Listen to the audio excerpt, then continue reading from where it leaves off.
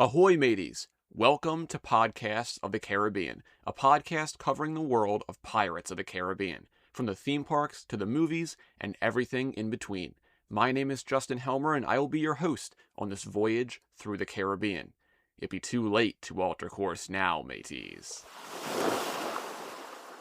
Hello, and welcome back to Podcasts of the Caribbean. This is episode 70, and a very, very special episode. That's because on this episode, we are celebrating the 20th anniversary of Pirates of the Caribbean: Dead Man's Chest.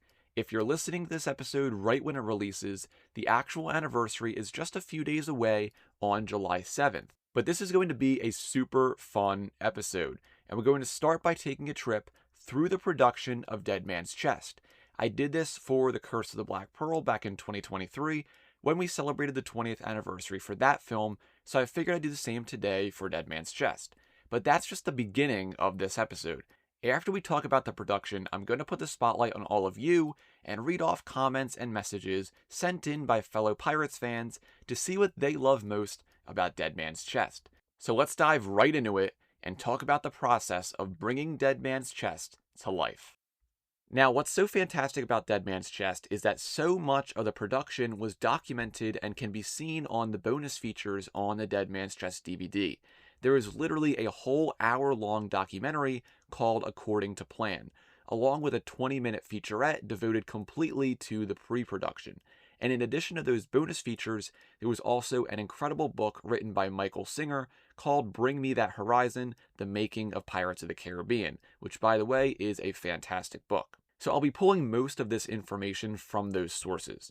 But anyway, most people are aware that Dead Man's Chest and At World's End were in production at the same time, so a lot of what I will say applies to both films. However, I will try to keep my focus on Dead Man's Chest for this episode. So let's start at the very beginning, which takes us back to 2004. Disney greenlit not one, but two sequels to Pirates of the Caribbean following the success of The Curse of the Black Pearl, and immediately the team went into pre-production to try and figure out what these next two films would be about. Apparently, The Fountain of Youth was one of those ideas that was thrown around for the films. However, that did not come to be, but we would see The Fountain of Youth later on in the Pirates franchise in On Stranger Tides. What made the first Pirates film so special is that it took so much inspiration from the original attraction, but now with making sequels to that film, the movies had to grow into their own identity. So instead of repeating themselves and making another film with most of its focus coming from the ride, the team instead decided to expand the mythology created in the first film. This brought them to deciding on using many old myths and legends from maritime lore, including Davy Jones, the Flying Dutchman, and the Kraken. And in addition to those myths was the real-world organization known as the East India Company. For those unaware, the East India Trading Company, as it's called in the films, is based on the real East India Company, which essentially took control of India for a century. They were a massive driving force of imperialism from the 1600s throughout the 1800s and ruled not only India, but in areas of Asia as well. They were incredibly greedy and exploited the people of those countries. The EIC, or the EITC as it would come to be known in the films, were the antithesis of the pirate lifestyle, which was centered around freedom. While the EITC's influence becomes far more apparent in At World's End, their presence in Dead Man's Chest is the driving force that pushes a lot of the plot in action. But one of the biggest problems that occurred during this pre-production process was the fact that the scripts for both films were still being written. While this isn't that big of a problem normally, for a movie or two movies of this size, production schedules and budgets had to be put into place, and without a full script, that became a lot harder to do.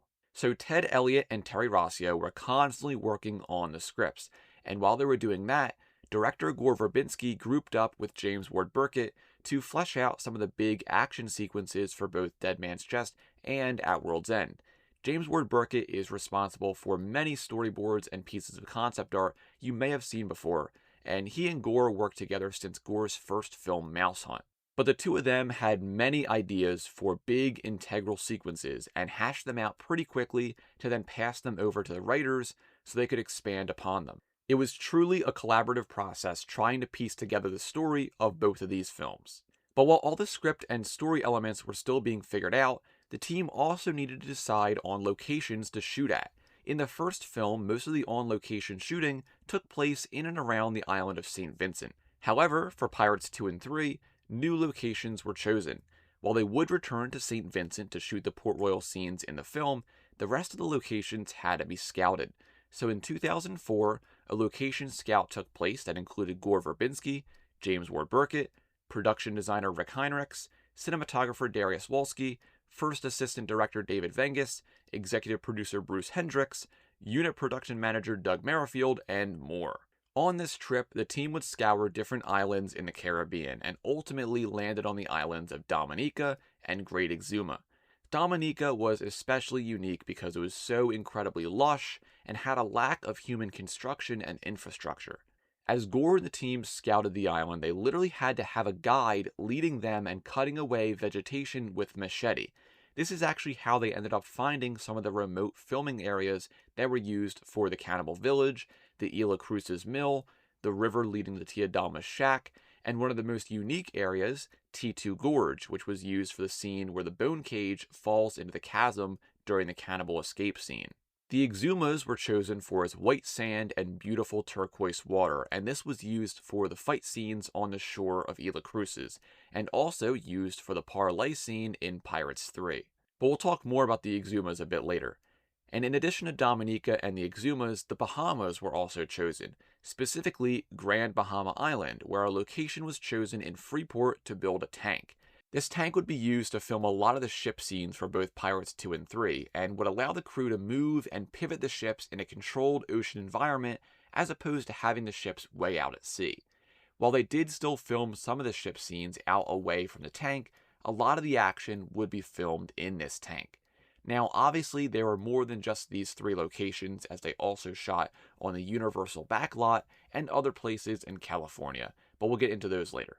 But after the scout, pre-production continued to move along back at the Walt Disney Studios in California. In the first film, the major ships of the Black Pearl and the Dauntless were half built on barges.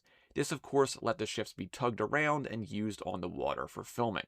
However, for Pirates 2 and 3, it was decided to build a fully practical Black Pearl that would be able to sail on its own. So an actual working oil ship that was used in the Gulf of Mexico was purchased and retrofitted into the Black Pearl. The ship was named the Sunset, and it was 109 feet long. This construction happened at the Steiner Shipyard in Alabama, and the entirety of the Black Pearl was built onto this ship. So that meant that this was essentially as real of a pirate ship as you could get. It could sail on its own and was incredibly useful for filming at sea. And in addition to the creation of a more practical Black Pearl, the crew also began to build a full-size replica of the Flying Dutchman. This ship was 170 feet long and weighed 420 tons. Just like the Pearl, the Dutchman would also be able to sail itself as it boasted a diesel engine. Both of these ships would be used in the water sequences that would be shot in the tank being constructed down in the Bahamas. Other major pieces of infrastructure were also being assembled around this time, like the practical mill wheel that would be used for filming down in Dominica. This was completely assembled out of steel and was used to choreograph the fight scene that Jack, Will, and Norrington would have in that scene. And speaking of choreography, stunt coordinator George Marshall Ruge was hard at work with his stunt team to choreograph the fight scenes that would be happening throughout the film. This team included Thomas DuPont, Lisa Hoyle, and Mark Aaron Wagner, just to name a few. Thomas DuPont took up the role of Swordmaster on Pirates 2 and 3, and also served as the stunt double for James Norrington, Davy Jones, and Hector Barbosa. Lisa Hoyle would serve as the stunt double for Elizabeth Swann, and Mark Aaron Wagner, in addition to Zach Hudson, would serve as stunt doubles for Will Turner. For Jack Sparrow, there were multiple stunt doubles. This included Tony Angelotti, Christopher Lepps, and Theo Capri. But as pre-production continued, the budget for the films was continuously rising, and it got to a point where things got pretty bad. If you watch the Charting the Return featurette on the DVD, you can see footage of Gore and the crew literally spending hours slashing different parts of the movie's budget to get to the number that was given to them by Disney. And as Peter Cohn said in that featurette, it was almost over for Pirates of the Caribbean 2 and 3. Now, as to how true that was, we'll never really know. But the movies survived the budget crisis, and pre-production continued through February 2005, and finally, after months and months of hard work and headaches, principal photography began on Pirates of the Caribbean Dead Man's Chest on February 28, 2005. Production began in Los Angeles, with the first few days of shooting consisting of the rum locker scene on the Black Pearl, where Jack Sparrow encounters Bootstrap Bill. This was shot on the Walt Disney Studios lot in Burbank, California, but filming also took place over in Palos Verdes, where the former Marineland theme park used to be. If you remember, this area was where the Fort Charles set was constructed for The Curse of the Black Pearl, and for Dead Man's Chest, the tradition continued with the construction of the Port Royal Church set, which was used for filming the wedding scene at the beginning of the film. But let's talk about what else was filmed in LA. Firstly, the bayou scene of the Pantano River with Tiadama's shack was built in a soundstage at the Walt Disney Studios lot. This included the shack itself, the river, and all the vegetation and foliage surrounding it. But this was only used for the nighttime arrival at Tiadama's shack. The rest of the Pantano River scenes were shot on the Indian River in Dominica. But while the cast and crew were filming on this set, they actually had a visit from Disney legend Xavier X Atencio, who, if you're not aware, wrote the lyrics to the song Yo-Ho, A Pirate's Life for Me, along with writing the script for the Pirates of the Caribbean attraction. You can actually see some of this footage in the Reimagineering the Attraction featurette on the DVD. In Soundstage 1 on the Disney lot, the crew also built sets of the lower decks of the Black Pearl, including the gun deck and the hold. This set was also built with 4 pistons on each end, so they could be lifted up and lowered to simulate the rocking of the ship on the ocean. Along with these deck sets, the captain's cabin of both the Pearl and the Edinburgh Trader were also built at the Disney studio. And like I said earlier, the Tortuga scenes in the film were actually filmed at the Universal Studios backlot in California. But with some filming under the crew's belt, they eventually took off and made their way down to the Caribbean for the bulk of the filming. And this is when the true adventure really began. First up, the crew arrived back at St. Vincent to film the Port Royal scenes in the film. Just like in the first film, these scenes were shot in the area of Wailalabu Bay on the island. And what's really cool is that much of the sets and infrastructure from the first film was actually still left intact, and still is today. But some repairs had to be done, as some of the piers and different elements had been damaged by multiple hurricanes that had come through the island. But most of the set was surprisingly in good shape. But in addition to the original sets, new sets were constructed too, like the set for Beckett's office, which overlooked the bay. And while a lot of the on-the-water filming did take place in the tank later on in the production, they did actually shoot some stuff in St. Vincent too. For instance, the scene with the Turkish sailors finding Jack's hat was actually shot in St. Vincent. But one of the really awesome parts of the Port Royal scenes at the beginning of the film, specifically in the outdoor scenes of Beckett's office, are the multiple ships anchored out in the bay. All those ships were actually real, and the main one that was used was named the Bounty, which was a fully rigged 169-foot-long ship. The Bounty portrayed the Edinburgh Trader, and the ship was originally created for the 1962 film Mutiny on the Bounty. It sailed from the shipyard in Alabama down to St. Vincent, which was a journey of over 2,000 miles. And in addition to the Bounty, other ships used included the Providence, which was 100 feet long and it was a fighting sloop, St. Peter, which was a 75-foot schooner, and the Unicorn, a 145-foot bark that came from St. Lucia. Along with these ships, smaller boats were constructed to fill the bay, and these were actually made using original plans from the 18th century. But after filming wrapped in St. Vincent, it was time to move the production to Dominica. This occurred around mid-April 2005, and it was a Herculean effort to move everything from one island to another. All the containers, trailers, cars, trucks, and other moving pieces of equipment were loaded onto massive 600-foot freight ships, and these ships were literally packed full of equipment. There were over 200 pieces of equipment that needed to be loaded, and there was only mere inches between each vehicle and container that was loaded onto these ships. It was so packed that you could barely walk between the equipment. It took the crew essentially a whole day to load these ships with all the production equipment. But it was around a 10-hour trip for these ships to go from St. Vincent down to Dominica, and while the equipment sailed over, the cast and crew took planes and flew over to Dominica. But now that the crew had arrived at Dominica, this is where problems began to arise. As I said earlier, Dominica was chosen by Gore and the crew because it was so untouched and lacked a lot of human infrastructure. However, When you're lacking a lot of human infrastructure, that makes shooting a film like Dead Man's Chest really, really hard. All the shooting locations were far away from the small amount of civilization on the island, so the commuting time was rough. And also, there were not many roads leading to the places they needed to shoot at. So they literally needed to build new roads to these shooting locations so they could get the equipment to and from those areas. Once all the equipment arrived, they had to move all of that from the port to the north end of the island, which took a long time and really showed the people of Dominica just how massive the production was. There were so many people from the cast and the crew that the island literally could not support everyone. Some people had to live on nearby islands, and the crew that stayed on Dominica filled up the few hotels there were. More of the crew that stayed on Dominica actually stayed in vacant dormitories of a medical university, along with some cabins that were closer to the water, which I found out from David Vengus, who you can hear more from in my interview with him that I did earlier this year. And now, the problems were not just limited to the lack of infrastructure, however, as the weather was also a major player in being able to film or not. Dominica was plagued by torrential rainstorms, which could happen multiple times a day, and this brought shooting to a complete halt. And when it wasn't raining, it was blazing hot. George Marshall Rookie joked in the According to Plan documentary, "Currently, as I'm talking to you, it's about 240 degrees on the Venusian surface." So the rain and the heat were constantly proving as problems for the production.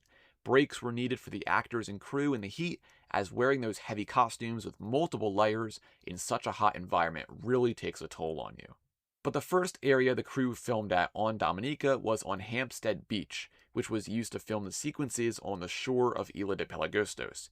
But for the actual Pelagostos village itself, the area was high atop an area known as High Meadow, which along with the nearby area called Twin Peaks, served as the location of the village. The whole village was constructed in this area, along with the bridge connecting the 2 points. Yes, that rope bridge was actually constructed just like how you see it in the film, although it was supported very well and was very sturdy.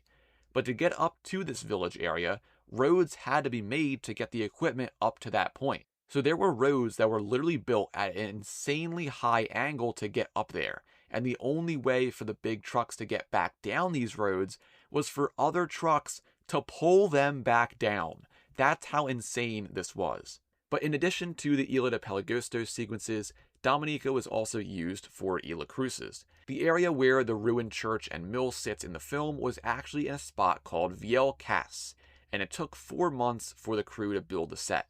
And getting to this set was another challenge.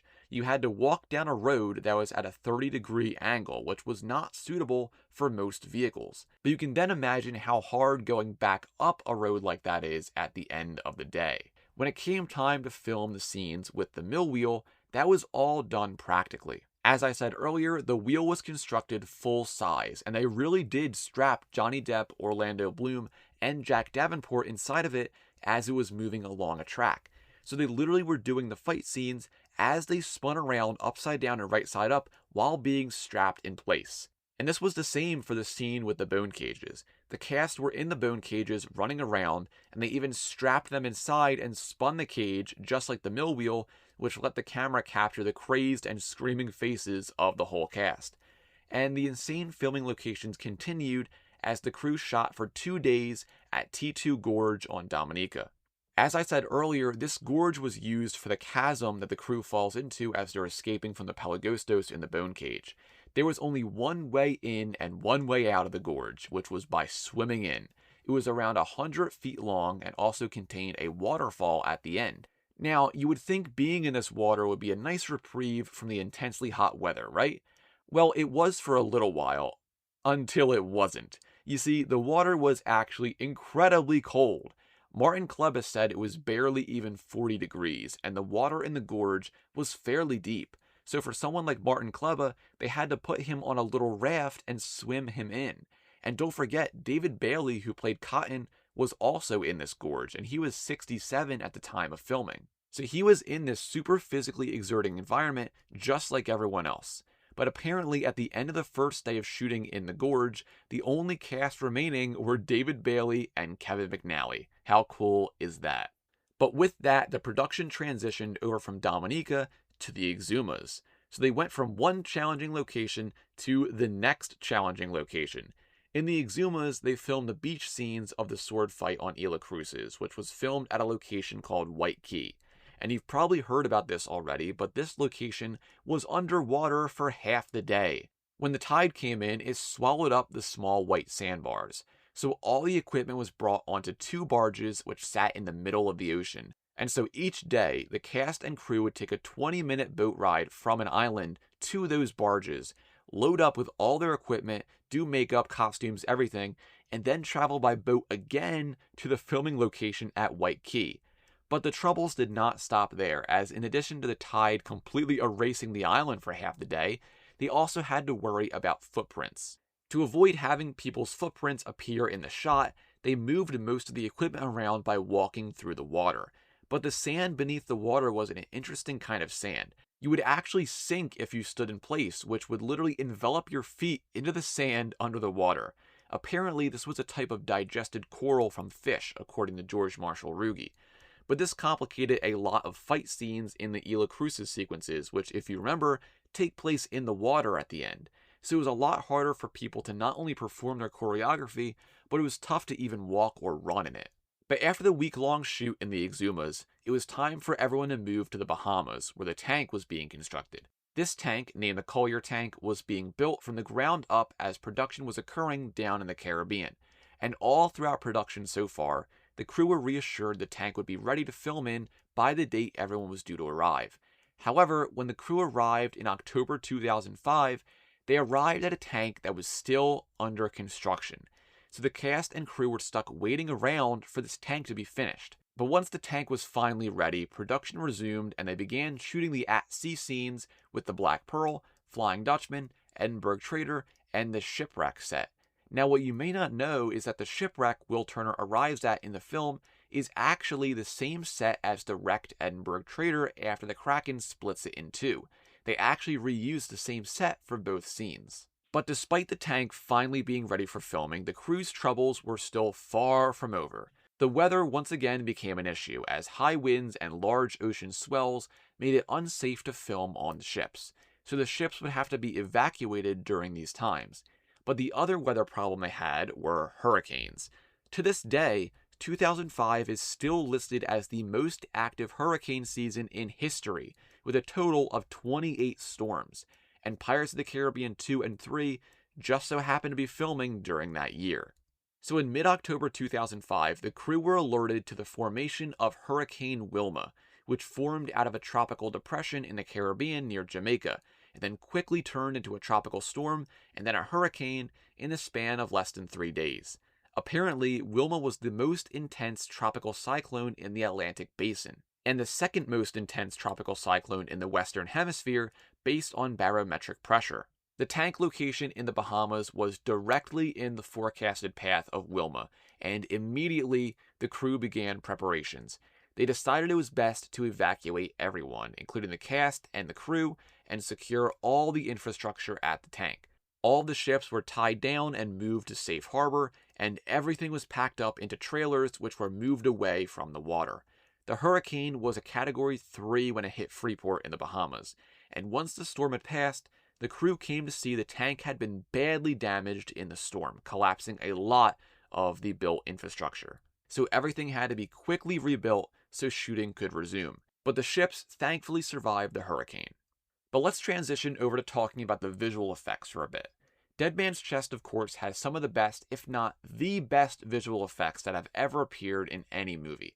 And that is of course due to the talented artists at Industrial Light and Magic, which brought Davy Jones, his crew, and the Kraken to life. But before the VFX artists could bring those creatures to life on screen, who brought them to life on paper? Well, that was Mark McCreary, or as he's better known, Crash McCreary. Crash is a fantastic artist, and he was brought in by Gore and the creative team during pre-production to visualize the crew of the Flying Dutchman. Because they had done Skeleton Pirates in the first film, the crew knew they didn't want to just repeat themselves with the same curse, so they brainstormed what new curse they could use for these new cursed pirates. And that of course ended up bringing in the mythology of Davy Jones and the Flying Dutchman, which were combined together into a new story used for the film. And because these pirates would essentially be living under the sea, They decided to have these guys encrusted with sea life and turning into actual sea creatures themselves. So this is where Crash McCreary came into the picture. He took all those ideas from Gore, James Ward Burkett, and the rest of the team and made preliminary sketches of what these cursed pirates could look like. One of these drawings had a crewman with some tentacles on his chin, which kind of resembled a beard. Gore saw this drawing and really liked the idea. And around this point, they hadn't yet decided on a design for Davy Jones. So Crash took that tentacle beard idea and went home that night. And when he came in the next day, he had the first full sketch of Davy Jones. Gore loved it instantly, as the character had the presence that they were looking for. So along with Davy Jones, Crash would create the concept sketches for many of the now iconic members of the Flying Dutchman crew, including Makis, Kalenico, Polifico, and more. And Crash also did some of the first sketches of the Kraken as well. So with the initial ideas made for these crew members, they were then fleshed out more by the artists at Industrial Light and Magic. Aaron McBride, who was the VFX art director for the film, along with his team, were able to make those sketches come to life digitally, which helped finalize the looks of the characters. These, of course, were then used by the rest of the crew at ILM to animate and create the characters in the computer. But let's now talk about the Kraken. Unlike the crew of the Dutchman, the Kraken is not fully shown on screen. All we really see are just its tentacles for the most part, along with a quick shot of its body underwater, and of course its maw when it comes to devour Jack Sparrow at the end of the film. But the main part of the film that features the Kraken is the scene where it attacks the Edinburgh Trader. This entire scene was fully created in previs so that the crew could get an idea of what needed to be done when they actually filmed the scene. It was a full effort from a bunch of different teams, as it required stunt work, specific camera moves, along with debris mortars and water jets also going off at the same time. But the most iconic part of this scene is, of course, when the Kraken splits the Edinburgh Trader in half, and surprisingly, this was not actually CGI. While they did use an actual tall ship to play the Edinburgh Trader, they constructed a copy of it without the masts to film this Kraken attack scene, and in preparation for the splitting moment, they weakened and cut a lot of the infrastructure out so it would be easily split. But the Kraken is not actually real, so what did they use to split the ship in half? Well, they actually used giant blue pipes that were filled with concrete. And once they were rolling all cameras, they dropped these massive blue pipes which absolutely tore through the ship, replicating the exact scene that you see in the film. So all of those shots you see in the movie were actually filmed practically. But of course the masts were not present during filming, so they actually constructed miniature versions of the masts and filmed them against a green screen, replicating the movements of the ship. And once they had those shots, they added them into the rest of the scene to complete the ship. But if you didn't already know, a lot of this film was shot practically, with visual effects only being used when they were absolutely needed. Gore wanted this movie to feel real, and he did not want to be the kind of guy to say, we'll just CG it later. Everything that was possible to be done practically was done practically. So that includes the mill wheel scene, as I mentioned earlier, the Kraken attack, the building of the practical ships and sets, the swinging bone cages, and literally everything that could be done practically. This, of course, made the film much more expensive, but that practical quality lends itself to the film and makes it seem so much more real to the viewer. So when you see Orlando Bloom and Jack Davenport with the veins popping out of their foreheads as they roll along in the mill wheel, that of course pulls you further into the experience. This practical nature of the film, and At World's End after it, show a kind of filmmaking that is not really done anymore. Everyone on the cast and crew kept mentioning that this really was the end of an era for filmmaking on this scale. And they were right, as this was one of the last times that a movie with this level of budget and scale was made like this. Today, most big budget films are made on smaller sets with green screens, and some of these films already look incredibly dated despite coming out in the past few years. That's a whole other issue I am not going to get into today, but the fact that Dead Man's Chest holds up as well as it does 20 years later just goes to show how remarkable of a film it is, and it's a testament to everyone who put so much hard work into creating it. But another fantastic thing about Dead Man's Chest was the addition of a bunch of new characters to the franchise.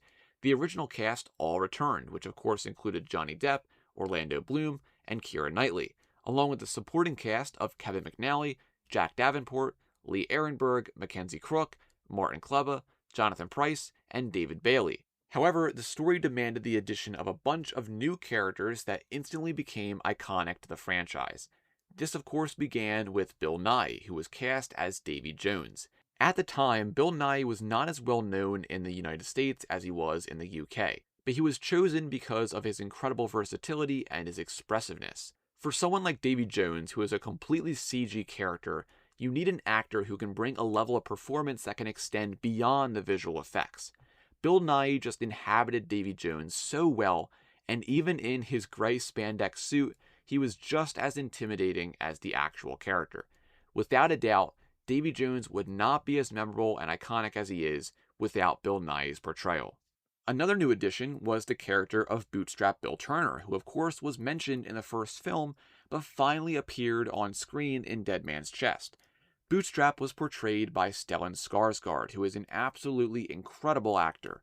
In his initial meetings with Gore, Stellan was excited not only about the character, but because of his interest in Gore as a director. And Stellan was the odd one out among the crew of the Flying Dutchman, as he was the only person who actually went through a physical makeup process. Everyone else in the Dutchman crew, including Bill Nighy, all wore gray spandex motion capture suits, and the original plan was also to have Bootstrap be CG as well, as Stellan was shown the initial sketches of the character in various degrees of sea life when he was brought onto the movie. But after some initial makeup tests, they realized the practical makeup worked very well, so Stellan sat for over 4 hours in the makeup chair every morning to get into character as Bootstrap Bill. And while Davy Jones occupied the main villain role of the film, there was also another villain that was brought in, and that was Lord Cutler Beckett, played by Tom Hollander. Now, what is very interesting is that Beckett takes more of a secondary villain role in Dead Man's Chest, but in At World's End, he becomes the main villain while Davy Jones takes a bit of a backseat. Tom Hollander was attracted to the role of Beckett because the character was multidimensional. Cutler Beckett is the ultimate schemer, and he always gets what he wants, and that's because he knows how to get what he wants. And now what's even more interesting is that this is the second film that Tom Hollander and Keira Knightley have starred in together. Both of them actually starred in the 2005 version of Pride and Prejudice. Keira played Elizabeth Bennet, and Tom played Mr. Collins. But Cutler Beckett is of course a villainous character, but since he's a figure of power, he can't be killing people in cold blood. Those tasks are reserved for Beckett's clerk, named Ian Mercer. Mercer was played by David Schofield, who has been in a plethora of movies, but outside of Pirates of the Caribbean, you might have noticed him in Ridley Scott's Gladiator. But Mercer is pretty much an extension of Beckett, fulfilling his master's wishes and orders without fail. He really is a frightening character, and David brought him to life so perfectly. But to complete the new cast of characters, we have the iconic Tia Dalma. Tia Dalma was brought to life by Naomi Harris. When she auditioned for the part, she only had 2 pages of the script to read, and most of the character was actually improvised by her. While there was a bit of a description on what Gore wanted from the character, Naomi brought a lot to the part, and Gore ended up loving her portrayal. Tia Dalma is an incredible character who I believe would not have worked if any other actress had played her. And what's also really cool is that Tia Dalma is a character that blossoms over the course of both Pirates 2 and 3. So in Dead Man's Chest, the background and full story of Tia Dalma is a mystery, although there are some hints as to her true identity. And the character had the potential to of course be very cliche, but Naomi made the role her own, and we are incredibly, incredibly grateful for that. But after a long wait by the numerous Pirates of the Caribbean fans, Dead Man's Chest was finally ready to release. On June 24th, 2006, Dead Man's Chest had its world premiere at Disneyland in California, and this event was absolutely mind-blowing. There were so many fans lined up on the red carpet to watch all the stars from the film make their way down Main Street. The entire main cast was in attendance, and as publicist Michael Singer said, "You feel like this is the last celebration before the end of the world." It was one of the most insane premieres ever, and I wish I was old enough at the time to experience it in person. But after this crazy premiere, Pirates of the Caribbean Dead Man's Chest would release on July 7th, 2006, to tons of fan praise. While a lot of critics bashed it at the time, there was no denying the popularity of the film at the box office. It broke almost every record there was at the time, and it made $55 million on its opening day alone. And it passed the entirety of The Curse of the Black Pearl's domestic gross of $305 million in 16 days. And on September 9th, 2006, Disney announced that Dead Man's Chest had grossed $1 billion worldwide, making it the third film in history to hit that milestone. At the time, the only other movies that had made $1 billion were Titanic and The Lord of the Rings: The Return of the King. Dead Man's Chest was Disney's very first film to make $1 billion, which was an incredible milestone for the company. And in early 2007, Dead Man's Chest was nominated for 4 Oscars: Best Visual Effects, Best Art Direction, Best Sound Editing, and Best Sound Mixing. Out of these 4, it won 1, which was for Best Visual Effects, which was incredibly deserved. But Dead Man's Chest was a massive success no matter which way you look at it, and it ignited a spark that built incredible momentum for the rest of the Pirates of the Caribbean franchise to come. But that's enough about the film itself, so let's transition now into what the film means to me.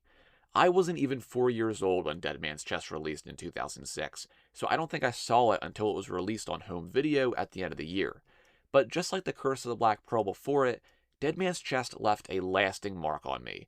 I watched it constantly on DVD, and something that I'll always remember is getting scared of the Pelagosto that blends in with the tree who ends up scaring Will. That scene always scared me as a kid, and I would always look away when that part came up.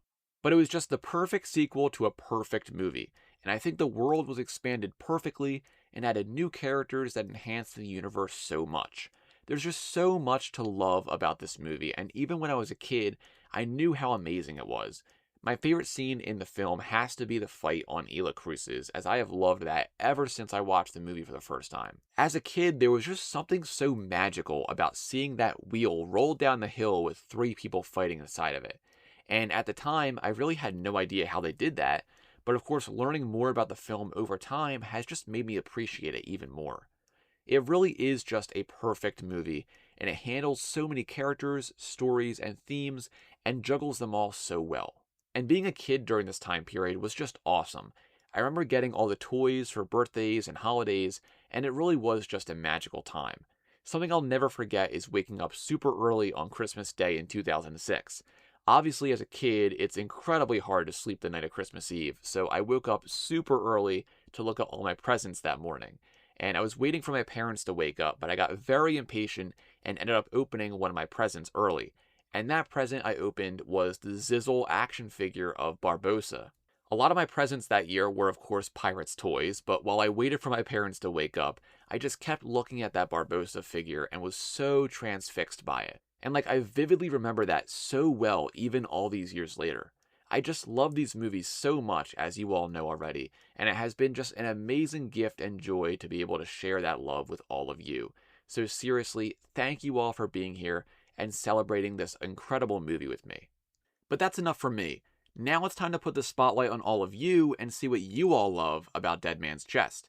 On my social media accounts, I asked you all to share your memories and favorite things about Dead Man's Chest, so I'm going to read those out here on the episode. I think I received over 50 different comments from fans across my social media accounts, so this might take me a pretty long time to read through all of them, but I'm going to read every single one of them here. But before we get to that, let's hear some messages from some very special guests. First up, here's a message from Captain Dan Sparrow. Hello, boys, girls, and whatever. Captain Dan Sparrow here, talking in my normal voice, and I just want to help you guys celebrate 20 years of the perfect sequel to the perfect film. Pirates of the Caribbean, Dead Man's Chest. Wow, what a film. We were not let down by this one. Often a sequel can be underwhelming. It can be a cash grab with a lackluster story and poor characters, but no. They really literally pushed the boat out with this one. It's an amazing film. It's wonderful. Everything from the character progression. We get more of Jack's backstory. We get the forward story of Elizabeth and Will wanting to simply get married. We have incredible new characters introduced like Cutler Beckett, Tia Dalma, and of course, Davy Jones. Wonderful, wonderful story arcs with all these characters interlocking and working together and against each other, of course, and beautiful cinematography with incredible sets and designs. Wonderful, absolutely gobsmacking. The practical effect blended in with the flawless CGI still stands up today. I mean, Davy Jones is probably even more believable than Gollum, and that is saying something. And you look at the CGI nowadays, it's not even close. So the care, the love, and the attention put into these films was incredible. But the practicality of it, like with Thomas Dupont, the swordmaster, doing the choreography for what is probably the best sword fight in the trilogy and in any film sequence, the water wheel. My goodness me, a three-way fight on the beach, going up the castle, into the water wheel, and then on a moving effect. Absolutely staggering. Blows me away every time I watch it, and I'm sure it does you too. But the main thing holding all of this together isn't just the characters, the actors, who all put in a great show, but it's the director, Gore Verbinski. I was talking to Lee Arenberg a few years ago, and he said he's the magic. He makes it happen. And after the joy of the first film, the Disney execs let him off the lead a bit. They said, "You've got this," and they gave him more control, more freedom, and he just went crazy. But it worked. I mean, we got the cannibal sequence. We got more Tortuga. It just everything. Wonderful, wonderful film. And they left us with a genuine cliffhanger. You know, the Avengers, they had the cliffhanger, but you knew, oh yeah, they're just going to go back in time. But with this one, no one knew how they were going to get Jack back. We knew they would, but how? Amazing, remarkable film. And the after credit sequence, we got the jailhouse dog back, and he was the new Cannibal King. Love it. Absolutely amazing. So yeah, I just want to celebrate this 20-year anniversary with all of you. Thank you, Justin, and thank you, Podcast of the Caribbean. We have a wonderful community celebrating this wonderful fandom and sequence of films, and long may you guys continue. Take care, mates. This was Captain Dan Sparrow, all one word. Best wishes. I'll see you on the horizon, eh? Savvy. So thank you to Captain Dan Sparrow for submitting that awesome message. But next up, we have a message from none other than Jonathan Swindle, who I talked with on the podcast earlier this year. Let's see what he has to say. Ahoy, mates! It's Jonathan Swindle. I'm a professional Captain Jack Sparrow impersonator and a self-proclaimed Pirates of the Caribbean aficionado. This is the 20-year anniversary of Pirates of the Caribbean Dead Man's Chest, which came out July 7th of 2006. It was directed by Gore Verbinski and produced by Jerry Bruckheimer. It starred Johnny Depp, Keira Knightley, Orlando Bloom, Bill Nighy, Stellan Skarsgård, Jack Davenport, Naomi Harris, and Tom Hollander.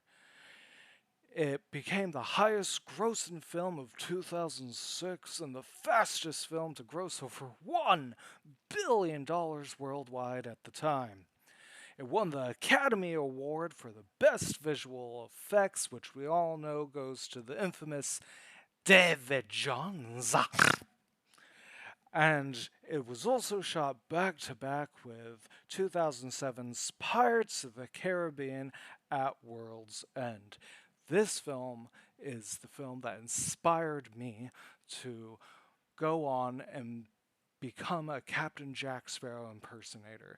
And I have this film to thank for that. It has put a fire in me which has yet to be snuffed out, and it never will be. I love this film. It is a magical, fun adventure, and the visuals are so captivating, and there's not much else that I could say other than I love this film and I love this franchise, and that will never change. And now I have a very special guest with me who wants to pop in and say hello. Hello, boys and girls. You all know who I am, eh? That's right. I'm Captain Jack Sparrow. Savvy? Now, I'm here to let you all know to like and subscribe on whatever platform you may or may not be listening to this podcast of the Caribbean. Now, bring me the horizon. Da-da-da-da-da-da-da-da-da. and really bad aches. Drink up, me hearties, yo ho! And once again, thank you to Jonathan Swindle for that great message. But with those out of the way, I'm going to go through and read off what you all submitted about Dead Man's Chest. Alright, so we'll start with Facebook, and the message I got on Facebook is actually from my mom. So, hi mom. And she said, the thing that she loves about Dead Man's Chest is watching the joy and excitement it has given you over your lifetime. So thanks, Mom. That means a lot. But over on Twitter, we have a few comments from some fans. And we're going to start with my good friend Tyler. And he said, Dead Man's Chest is what really opened my eyes to the magic of movies and how incredible of a process filmmaking is. It's not just my favorite POTC movie, but also my favorite film in general. I love the way it takes the world established in Curse the Black Pearl and expands upon it even more. It introduces us to iconic new characters that also become staples of the franchise and takes the characters we already know and love and evolves them in all really interesting ways. From a filmmaking perspective, it's equally impressive. The use of real locations and practical effects greatly enhance it, and it still blows my mind today thinking about what they were able to achieve. To me, Dead Man's Chest is a movie that would never be made today. A masterclass in both storytelling and filmmaking that will always have a very special place in my heart. Also, I just want to say thank you for the podcast and this DMC anniversary special. It's always a joy to listen to the episodes, but this month has been especially fun. It's felt like being transported to 2006 and getting a little slice of that POTC hype again. I appreciate all you do for the fandom and the dedication to keeping the Pirates' life alive, even while Disney forgets we exist. Thank you so much, Tyler, and that's really what I was hoping to achieve with this countdown celebration here with doing these episodes this month. I just wanted to kind of bring back a bit of that excitement for all the fans because Disney, doesn't really feel like doing anything for us. So I wanted to kind of take it upon myself to do some things. So thank you, Tyler, for sending that incredible message. That really means a lot. And next up, we have Lucy at Film Loving Lucy on Twitter. And she said, how do I even begin to measure the impact of a movie like Pirates of the Caribbean Dead Man's Chest, both culturally and personally? I'm not sure that I can. Although, what I think I can tell you is what it offered me. What Dead Man's Chest offered to me then at 3 years old was not only a genuine thrill at finding out the news there was another Pirates of the Caribbean film after The Curse of the Black Pearl, it was a fortification and confirmation of what its predecessor sparked inside of my soul. This is what I wanted to spend the rest of my life being a part of. And now, as I write this at 23, what Dead Man's Chest offers to me on the eve of its 20th anniversary is not only an immensely beautiful time capsule of film that both perfectly encapsulates a deeply boundary-pushing era in movie history, as well as a very joyous early era in my life. It's the same as what it offered to me at 3 years old. It's something far more primal than artistic inspiration. It's an escape, an adventure, a yearning, a reason, the type of reason that gives life its meaning and that makes you feel unalone and understood. Pirates of the Caribbean has helped me discover so many things about who I fundamentally am. POTC made me a filmmaker. POTC played a big part in helping me understand my queerness when I was in the process of coming out. POTC has shared many political truths as well about freedom, capitalism, and even destiny that have very much so helped define my moral compass. And yet, what I think Pirates of the Caribbean has aided me in the most beneficially, has honestly just been its consistency in my life. It has been there every high and every low, and no matter what I'm feeling, I always end up feeling better after watching them, especially Dead Man's Chest, which in my opinion might very well be the POTC film with the most amount of fun and energy. More than anything, POTC has been a warm hug, a shoulder to cry on, a hand to hold. POTC has been one of the very best friends that I could have ever asked for. Trust me, nothing will ever make you feel more held than watching those abandoned and soaked wedding decorations melancholy fade into frame for the first time on a rainy day, curled up under a blanket with your favorite stuffies and a person that you really cherish sitting next to you. The magic of Pirates of the Caribbean, especially Dead Man's Chest, remains its undying belief in a better world. One that, on my best days, because of Pirates of the Caribbean, I still believe in and believe is worth fighting for. Jack's sacrifice at the end of Dead Man's Chest to the Kraken would mean nothing if he was not fighting for what he was in that scene. It is not just a war cry for protecting the vulnerable, it is a prayer for agency over our deeds and actions in a world that is designed to take those essential aspects of ourselves away from us. Dead Man's Chest is often remembered best for how fun it is, and that's not for naught. Dead Man's Chest is propulsive, thrilling, and of course full to the brim with wit. Though I think what Dead Man's Chest has revealed itself to be to me as I've grown up is, without a shadow of a doubt, one of the most achingly human blockbusters to ever come out of Hollywood. And in the oppressive world we live in, the one that Verbinski, Elliott, and Rossio all intentionally mirror here through the lenses of the East India Trading Company's control over both natural resources as well as agency, the very same agency which Jack so desperately claws for when he plunges that sword directly into the center of the Kraken as it swallows him whole, that is so very, very important. Happy 20th anniversary, Dead Man's Chest. Thank you from the bottom of my heart for making those 2 decades as beautiful as they could be. See you next year at 20 at World's End. I have a feeling that's going to be even more of a surreal anniversary to celebrate than Dead Man's Chest has been. Where did all the time go? Until then, I'll be here, waiting to brave those weird and haunted shores once again. Drink up, me hearties, yo-ho.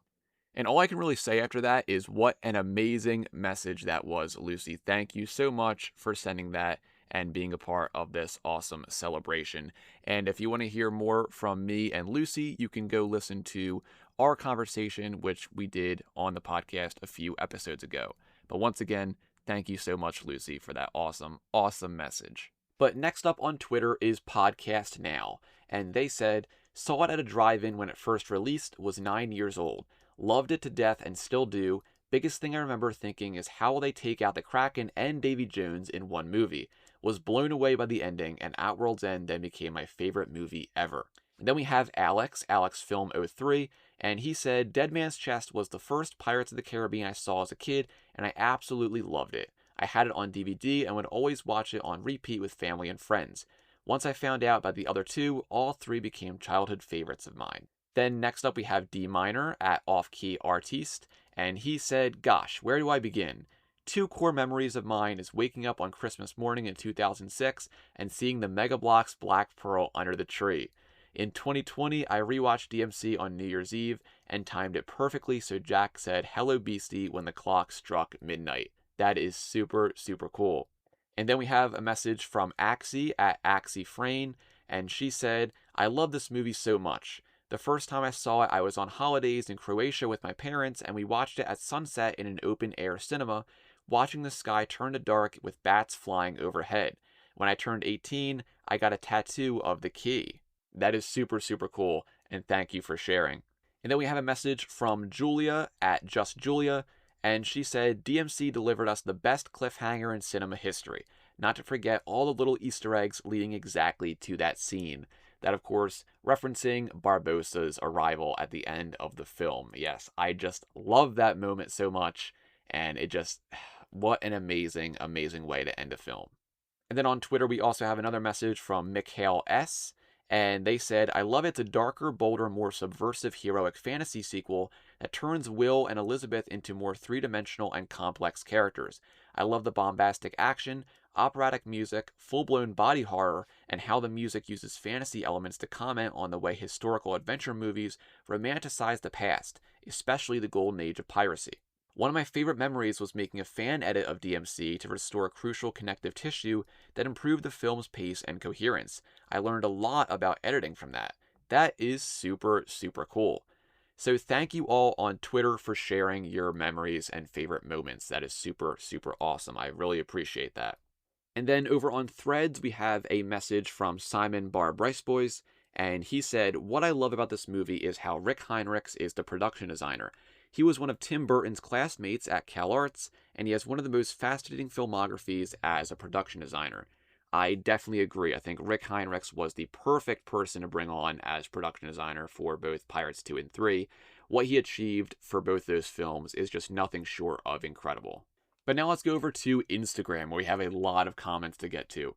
First up was a message sent to me by Megan Smith, who goes by Magnificent_S, and she said, Pirates 2 is the best movie ever and changed my entire life. It started my love for Johnny and Kira and has never stopped 20 years later. I watch this movie every year and hope to meet Johnny and the rest of the crew one day. Keep another eye on the horizon. Thank you so much, Meg, for that. It's also my goal to hopefully meet some people from the cast as well. So thank you for that. And then we have another message from Captain Nando, who goes by Captain Nando's Cabin. And he said, DMC is my favorite from the trilogy. One of the reasons is that it expands the world of pirates in many ways. Location-wise, we explore a lot of new places, from the Turkish prison, to the Pelagostos Island, to Tiadama in the Bayou, to Ila Cruces. In 2024, I visited the filming locations on St. Vincent and on Dominica, which made me love the movie even more. Also, the mythology expands with Jack's past catching up to him in the form of Cutler Beckett and Davy Jones, and Tiadama and their respective backstories as well. And I do agree, the new locations they visited, the new characters, just makes the movie so, so cool. So thank you, Captain Nando, for that awesome message. But next up, we have Noelle_writes, and she said, "For me, it's the soundtrack. Curse of the Black Pearl is my favorite overall, but the soundtrack of DMC is my favorite soundtrack. I have a music box that plays the Davy Jones theme, and I have the score on CD." And yes, also, I definitely agree with that too. The soundtrack of Dead Man's Chest is just incredible. But next up, we have a message from Astrodominus, and they said, "It's definitely the darkest and grittiest of the trilogy. I love it so much. I watched all the first 3 movies countless times, and DMC always hits different. My absolute favorite thing about it has to be the introduction of Davy Jones. That alone is one of the best scenes in cinema ever." You are completely right there. Davy Jones' entrance in the film is just insane. It's so, so good. So thank you for that comment. Next up, we have Jared Jams, and they said, "The wheel sequence seemed so cool to me as a kid when I saw it in the trailer. It made me a pirate fan for life." And yes, as I said earlier in the episode, the Ela Cruces scene, especially with the wheel, oh my god, I just love that so much. I've loved it ever since I was a kid. Just an amazing action sequence. Next up, we have Adventureland Alex, and he said, "I love the building of in-world lore with Davy Jones and Tiadama. Even in Dead Man's Chest, you see the crab locket and nods to the events of At World's End." And yes, I love those little hints in the film that lead up to At World's End, especially when you see, hints of Barbossa in the Tiadama scene before you get to the end of the film and see him come back. So very, very cool and definitely very, very awesome. So thank you, Adventureland Alex, for sending in that comment. Next up, we have Daniel Vargas, and he said, "Obviously, I love the music, the action sequences, and definitely Johnny Depp as Captain Jack Sparrow, and that Davy Jones has been my favorite villain for, forever. I used to be afraid of this movie when the trailer came out, but now I love it. And in case no one knows, I've been working on my plot story theory of Pirates of the Caribbean 6 on my YouTube channel if anyone is interested. That is very cool. Have to check that out sometime." But next up, we have a message from Madison Mindsinger, and she said, "I was 11 years old. I remember being terrified of Davy Jones. At the same time, I died laughing from Jack's antics, especially during the jar of dirt scene. I definitely agree, that scene is just so, so hilarious, especially when Jack falls down the stairs." But next up, we have a message from Elodie Markwell Singer, and she said, "Dead Man's Chest is by far my favorite of the series. I love Hans Zimmer's score in this, particularly Davy Jones' theme, the Kraken, and Jack Sparrow's theme. My favorite scene has to be the 3-way fight on the wheel. Oh, and also Jack's escape from the Pelagostos doing his iconic lizard run." Yes, exactly. If you are unfamiliar, they did actually refer to Jack's running as the lizard run, if you're unfamiliar. So very, very cool. Thank you for sending in that comment.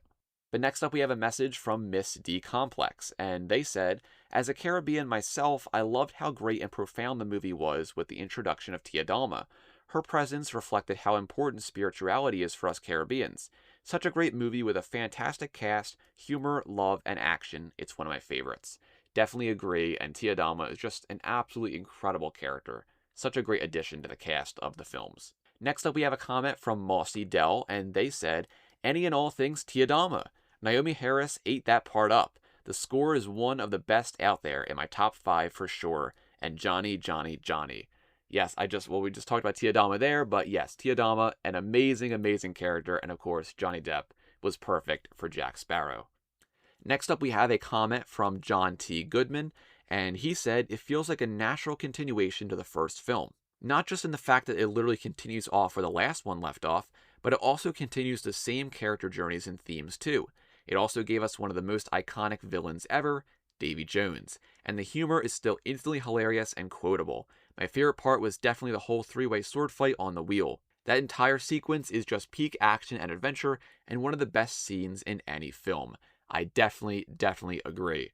And our next comment comes from DramaDoll.love, and they said, "Dead Man's Chest was truly the first Pirates of the Caribbean film I saw in cinemas, because I missed my chance due to summer camp in 2003, but this one had the opportunity to be watched so many times. The introduction of Davy Jones and his music, plus his tragic love story, drew me into this more." Definitely, definitely agree. I think it was such a good choice having that kind of plot point of Davy Jones and Tia Dalma. Obviously, we find out a lot more about that in At World's End, but it just makes the character of Davy Jones so much better for having that kind of love story in there too. So thank you for that comment. Next up, we have a comment from Connor.mcl, and he said, my grandpa bought the DVD when it came out in late 06-07, and it made me fascinated with pirates for several years. It played on repeat at my grandparents' house. Aside from those distant memories, the music in the film and the writing remain one of the best in blockbusters and feel so much more intimate and intentional than most other blockbusters even today. Definitely agree with that as well. I kind of talked about it a bit earlier. Definitely, I think, Pirates 2 and 3 are just movies in their own class, and I don't think anything will really ever top them ever again. So thank you, Connor, for that message. Then next up, we have a comment from Anna Nash 3820, and she said, I love Dead Man's Chest because I feel like it's the point in the franchise where Elizabeth really changes from the upper class girl she used to be to a true pirate, and I love watching her character development from films 1 through 3. Definitely agree on that one as well. Elizabeth's arc in the first 3 films is just nothing short of incredible. As it's amazing. I love how they handled her character and how you can really see her at war with herself in Pirates 2 before she kind of gives in to the pirate lifestyle in Pirates 3. So very, very cool. Thank you, Anna, for submitting that comment. Then next up, we have a comment from Fanny Solomon 87. And she said, for me, DMC was the first POTC movie that I saw in theaters, and it was simply mesmerizing and engaging from the very first few seconds, like a trip in a different time and space. Definitely agree. So thank you, Fanny, for submitting that comment as well. Next up, we have The Wholesome Pony, and they said, soundtrack, every scene with Elizabeth Swann, and I love the whole round bone cage sequence and the watermill wheel scenes, so funny and well done. Have to agree with that one as well. We already just talked about Elizabeth, but yeah, the soundtrack is amazing. The bone cage sequence is amazing. Everything's amazing about this film, so thank you for that. Then next up, we have a comment from Ava_is_me. And they said, from the score, the costumes, to the locations chosen, and cast, this movie was cinematic. These movies are filled with so much action and tension, twists and turns, but they always manage to leave you with a feel-good feeling. I loved seeing Elizabeth continue her journey, learning her independence, and the progression of each character. There is humor, love, sadness, betrayal, anger, fun, adventure, and so much more. And not to forget, as always, lots of Captain Jack Sparrow. And I like Norrington coming back and playing a more funny role, but also seeing what's become of him. Definitely agree. Of course, we just talked about Elizabeth, but yeah, so much humor, so much love and heart and everything in this movie. And yeah, as you said at the end, Norrington coming back and kind of seeing him in his like disheveled, depressed state is definitely really interesting to see for his character as well. So thank you, Ava, for that message. And then next up, we have a comment from Aaron the Cat 62. And they said, I love seeing Elizabeth and Will grow together and talk about their wedding. I definitely agree on that one as a big Willabeth fan myself.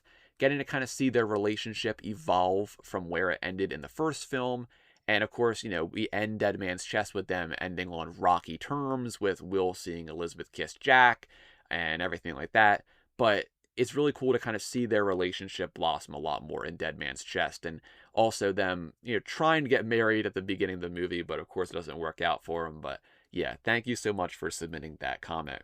And then next up, we have a message from The Examined Life, and they said, I think that DMC is the funniest one in the trilogy. There's moments of humor in every film, but it's by far the funniest, like a cut above the rest. I have to agree on that one as well. Of course, we have the jar of dirt scene, but there's so many good bits in this, like especially anything with Pintel and Rigetti. When they're going to the Isla de Pelagostos and they're talking about the Bible, that's an all-timer for me. And especially also when they're rowing to Isla Cruces and they're talking about the pronunciation of the Kraken, also another great bit. So thank you so much for submitting that one. And then we have a comment from the Life of a Pirate Princess.xo. And they said, DMC is my favorite, just everything about it, from the score, scenery, character growth, and the comedic elements to the story. Also, Davy Jones being introduced and becoming the greatest villain of all time, as well as being the greatest CGI ever produced. Forever a Pirate Girl and a Will Turner Orlando Bloom girly. I have a whole leg sleeve dedicated to POTC and thousands of pounds spent on merchandise, and I can't wait to introduce my son to all these movies as soon as they are old enough. That is so, so cool. I know your son is going to love these movies just as much as we all do, so that is super, super cool. Thank you for submitting that comment. And then we have a comment from Zaji the Human, and they said, the opening scene is amazing. Visuals, vibes, and music, so striking. I have to agree. I personally believe that Dead Man's Chest has the best opening of the entire franchise. I know a lot of people love the At World's End opening scene, but there's just something about the East India Trading Company coming into Port Royal, and you have that music, and it's dark, moody, it's raining, the wedding's interrupted. Something about that opening is just so, so fantastic, and I do personally think it's the best in the franchise. Let me know what you guys think. But thank you so much for submitting that comment. And then we have a message from my men Spain, and they said, Captain Jack Sparrow, any movie is unique, a sweetheart. Have to agree. Can't get any better than Jack Sparrow himself, so thank you for that. But next up we have a message from Tom Cisignano, and he said, what I love about Dead Man's Chest is when I went to see it in theaters back in 2006, and outside in the lobby there was these people dressed up as pirates who were doing a donation to find a home for this one-eyed pirate cat. It was a real cat with one eye. I wanted to adopt the little fella so bad. That is super, super cool. What a cool little memory. Thanks for sharing. But next up we have a comment from Austin the Movie Man, and they said, the water mill wheel fight scene is pure cinema that just captures the essence of comedic, epic action like filmmakers such as Buster Keaton and Charlie Chaplin. I have to agree. We've talked about it so much already on this episode, but yeah, that fight scene, whoever had the idea for that scene first, whether it be Gore, James Ward Burkett, or the writers, whoever had that idea, props to them, because, man, they pulled it off so, so well. So thank you for that.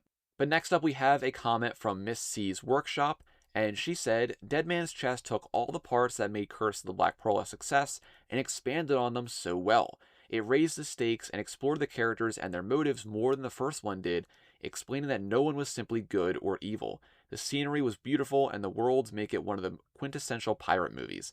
It was just so well done, and we'll never see another of its kind again. Wholeheartedly agree on that one. Well said. Thank you for that comment. And then we have a comment from It's Just Screamo, and they said, Dead Man's Chest was the very first Pirates of the Caribbean movie I saw.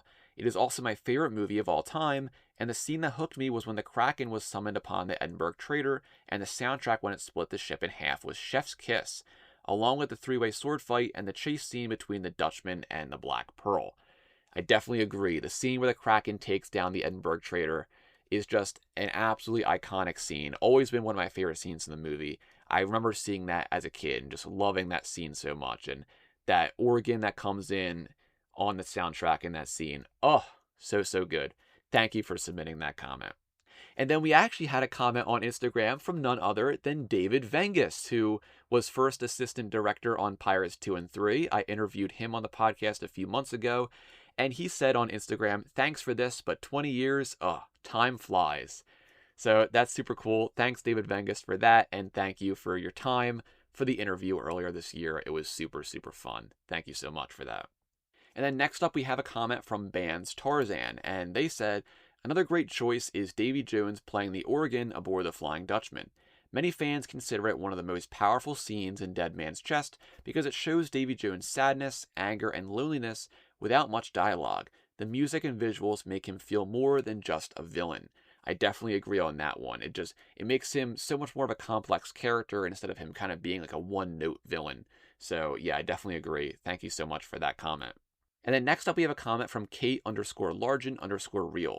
And they said, one of my favorite things about Dead Man's Chest is how we get to see the effects of everything that happened in Curse of the Black Pearl. Will and Elizabeth's arrest, Norrington's downfall, Jack's complicated friendship with Will and Elizabeth, even Bootstrap Bill's predicament as a result of the curse. Considering the fact the plot centers on Jack's choices coming back to haunt him, it's important that we see that this in-universe, everyone's actions have far-reaching consequences, and even legends like Captain Jack Sparrow can't run away forever.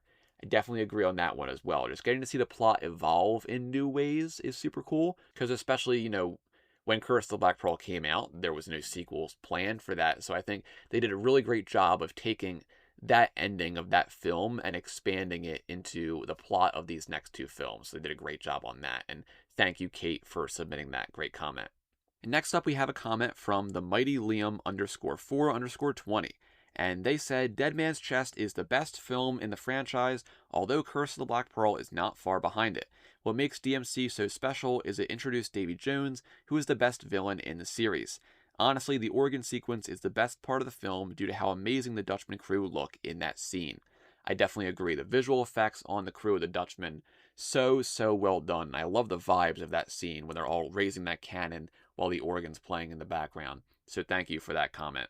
And then up next we have POTC Lover, and they said, one of my favorite moments in the franchise is the reveal of Norrington in Tortuga. I really like the line to Gibbs, my story. It's exactly the same as your story, just one chapter behind.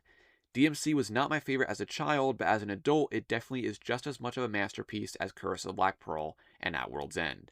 I definitely agree. Norrington showing up in Tortuga is another one of my favorite scenes, and just getting to see what's become of him is super cool. So thank you, POTC Lover, for that awesome comment. And then next up, we have Mr. Dane AG. And they said, by the time I was 4 years old in 2007, I had the Pirates of the Caribbean trilogy on DVD. I always loved pirates as a child, and once I matured, I knew Dead Man's Chest is my favorite. I love the dark atmosphere throughout, and the excitement, and most importantly, the way they changed things up for the sequel. Going into it, you expected to be Jack, Will, and Elizabeth on another adventure, and it really isn't. Davy Jones and his crew are still one of the best looking CGI creations ever made, and every character, new and old, gets a chance to show new sides of their character. I enjoy the Cannibal Island scene because Disney wouldn't make that today, and it makes it feel like an adventure serial like the long Jabba the Hutt opening in Return of the Jedi. Good sequels need more love. I'm also a big fan of the original ride, and the 2006 refurbishment is my favorite era. That is an awesome comment. Thanks so much. I agree wholeheartedly on everything you said there. And yeah, the 2006 refurbishment of the ride was awesome. And if you haven't listened to that episode, I did just make an episode on that, so go listen to that if you haven't already. But thank you for that awesome comment. But then we have a comment from Yo-Ho It's Calypso. And she said, I'll always love Dead Man's Chest because it introduced us to Tia Dalma. She was mysterious, powerful, funny, alluring, and completely unlike anyone else in that world. Seeing a woman of color hold that much magic and presence in a pirate story genuinely altered my brain chemistry when I was younger. She had like 5 minutes of screen time and was unforgettable. Plus, she brought back my favorite character from Curse of the Black Pearl in such an iconic way. Thank you for that awesome comment. And yes, I mean, we've talked about Tia Dalma already a few times, but what an amazing character. And I think she was just such an incredible addition to the cast of the film. And I get, especially getting to see her evolve in At World's End, finding out she's Calypso, and just an amazing character. And Naomi Harris did an incredible job bringing her to life. So thank you for that awesome comment. And up next, we have a comment from Dean Callier, and he said, the moment where Elizabeth and Jack had a crush, and she's playing with him and uses charisma and persuasion. I really like the smile of Elizabeth at the end when she thinks she's alone, and all along the multiple acting faces of Depp. Or the Cannibal Jack moment when he spoke the cannibal language. Both really great scenes. I love when Jack tries to improvise, the cannibal language in that scene, and you kind of hear him say, some different things like savvy, and it's a great scene. And of course, the curiosity scene between Elizabeth and Jack is also just a great scene for both of their characters. So yeah, thank you for that awesome comment.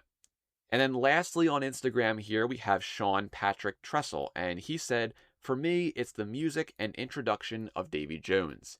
Have to agree on that one. We just talked about it a little bit earlier, but yeah, Davy Jones' introduction scene is just nothing short of amazing. The vibes are so good in that scene, and of course, his musical theme later on in the film, just absolutely amazing. So thank you all on Instagram for your amazing comments. I was blown away to see how many people were messaging me and commenting on that post. It was really awesome. So thank you. And last but certainly not least, we have CJS JFan of the Pirates of the Caribbean Wiki. And he said, P2 Dead Man's Chest is not my number one favorite Pirates film, but I certainly won't argue with anyone who does have it as their number one, as it is arguably the best film in the series thus far, if not ever. My personal memory is my first exposure to the teaser trailer included on the DVD release for the Chronicles of Narnia, The Lion, the Witch, and the Wardrobe, which has one of my favorite lines of dialogue, albeit deleted. I was nothing more than an almost innocent bystander. My favorite part of the movie, there are many, but I'd say every scene with Davy Jones because the visual effects are absolutely stunning. Now, if we needed to be specific, either the Cannibal Island sequence, Jack Sparrow and Davy Jones meeting on the Black Pearl, or Jack versus the Kraken leading to the classic image of the ship wrapped up by the sea monster. Indeed, it was quite an honor for me to cover this film and more as one of the many contributors on the POTC Wiki. Hello, Beastie. Thank you so much, CJSJFan, for that awesome message. And like I did say on the last episode, the Pirates of the Caribbean Wiki did recently turn 20 years old. So happy anniversary to the Pirates Wiki, an incredible resource for all of us fans. And thank you to CJSJFan for your awesome message and also your hard work with you and the rest of the Wiki team for making the Pirates Wiki as good as it possibly can be. So thank you so much.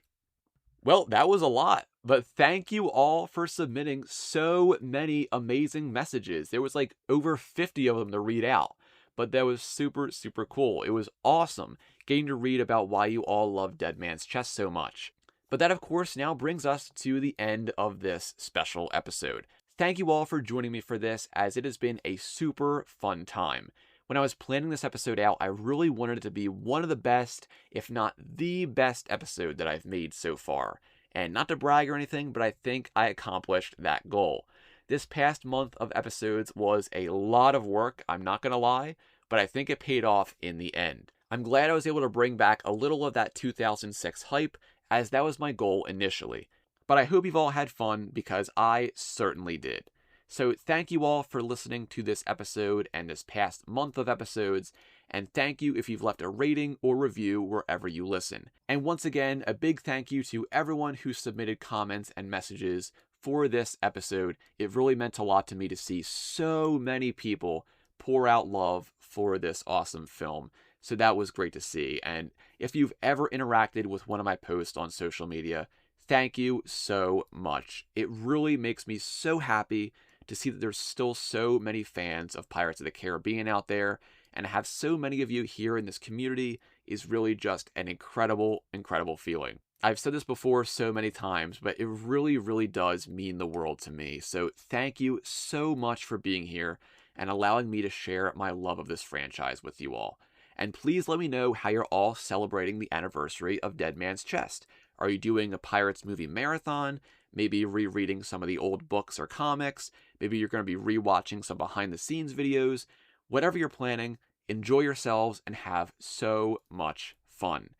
Happy 20th anniversary to Pirates of the Caribbean, Dead Man's Chest. I will see you all next time. Take care. Podcast of the Caribbean is in no way affiliated with Disney.